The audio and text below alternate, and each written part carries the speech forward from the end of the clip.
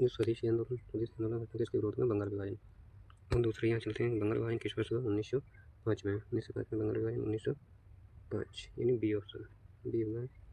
और यहाँ पे बंगाल विभाजन किस वायसराय के कारण, यानी यहाँ पे भी बी हुआ, ऑप्शन आप बी। अब चलते हैं यहाँ पे स्वदेशी। स्वदेशी का अर्थ क्या होता है? स्वदेशी का अर्थ स्वदेशी क्या अर्थ हुआ, यानी इसका भी बी। स्वदेशी का अर्थ हुआ यानी देशी, यानी इसका भी बी हुआ ऑप्शन। पाँचवा क्वेश्चन है, आंदोलन का मुख्य उद्देश्य क्या था? आंदोलन का मुख्य उद्देश्य ये था कि जो विदेशी वस्तुएं थी उनका बहिष्कार करना, तो ये बी आंसर इसका हुआ। ये छठवां क्वेश्चन है, स्वदेशी आंदोलन का प्रमुख केंद्र क्या था? स्वदेशी आंदोलन था जो उसका केंद्र क्या था? तो स्वदेशी आंदोलन का जो केंद्र था वो बंगाल था, यानी बी इसका ही आंसर होगा, ये बी बंगाल।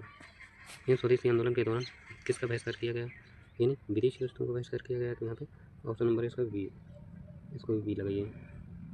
स्वदेशी आंदोलन से किसको बढ़ावा मिला? स्वदेशी आंदोलन था उसको बढ़ावा किसको? जब हम विदेशी वस्तुओं का बहिष्कार करेंगे तो हमें आवश्यकता की वस्तुएं उनकी ज़रूरत होगी तो हम क्या करेंगे? अपने घर से ही उनकी आपूर्ति करेंगे। जब घर से करेंगे तो विदेशी वस्तु, तो जब हम बहिष्कार कर ही रहे हैं तो हम घरेलू उद्योग लगाने होंगे, यानी सी। अब यहाँ पर 9th जो क्वेश्चन है, स्वदेशी आंदोलन का प्रमुख नारा क्या था? अब स्वदेशी आंदोलन का प्रमुख नारा इसमें था Vande Mataram, B for all. इसमें भी बी आपका ऑप्शन आया, वंदे मातरम। और स्वदेशी आंदोलन में किस वर्ग की भागीदारी थी? स्वदेशी आंदोलन थी तो उसमें किस वर्ग की भागीदारी थी?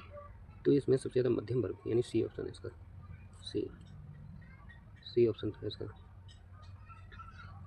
और इसमें चलिए 11 नंबर क्वेश्चन में, आंदोलन के जो स्वदेशी आंदोलन के दौरान विदेशी कपड़ों का क्या किया गया? विदेशी कपड़ों को जलाया गया, विदेशी कपड़ों को यहाँ पे जलाया गया, विदेशी कपड़ों को जलाया गया। स्वदेशी आंदोलन में महिलाओं की भूमिका क्या थी? तो महिलाओं की भूमिका इसमें भी सक्रिय भूमिका रही है यहाँ पे, ठीक है, इसमें भी सक्रिय भूमिका रही है। इसमें 13वें क्वेश्चन में, स्वदेशी आंदोलन में किस वस्तु को बढ़ावा मिला है?